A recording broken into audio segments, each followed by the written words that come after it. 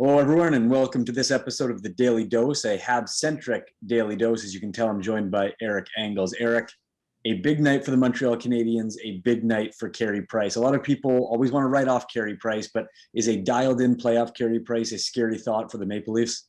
It should be. I understand that people would watch him in the regular season and have all these questions, especially when he ended it with a concussion and was unable to play for a month and then went down to Laval and allowed a couple goals against the Marlies that had everyone scratching their heads. They also saw video of Carey Price at practice the day before this game one, smashing a stick over the post after he allowed a couple goals in a sequence. And a lot of people took different things away from that, but I'll tell you what I took from it. This guy is the ultimate competitor. And, if you watch that game and see him sprawl across his crease and make the save on Marner, the evidence is there. But you know what, Shawn?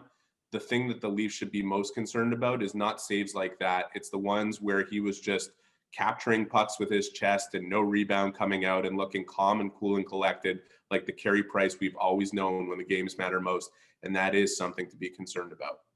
Heading into game one, a lot of people were critical of Dominique Ducharme and his decision to go with veterans over maybe some of the young guys like Jesperi Kotkaniemi and Cole Caulfield. Did that prove to be a pretty wise decision after watching game one? Have to give the coach credit. People thought he was being conservative. I thought it was pretty bold. Eric Staal didn't show much during the regular season, but what he showed in game one in just over 10 minutes of play, he set up the goal for Anderson. He set up a play on his first shift. He was skating and engaged in a way that I didn't think that he could still get to at this stage of his career, given what he showed in Buffalo and then in Montreal thereafter. An important player with the composure level. And you talk about composure. Shea Weber coming off the thumb injury and coming back in and playing just under the amount of ice time that Jeff Petrie got, which was over 23 minutes.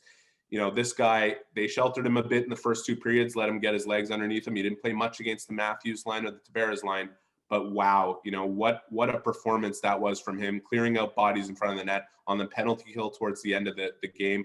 You look at the veterans and their composure in these situations. They've been through the battles. Shea Weber is one of those guys. Eric Staal is one of those guys. And Carey Price is clearly one of those guys.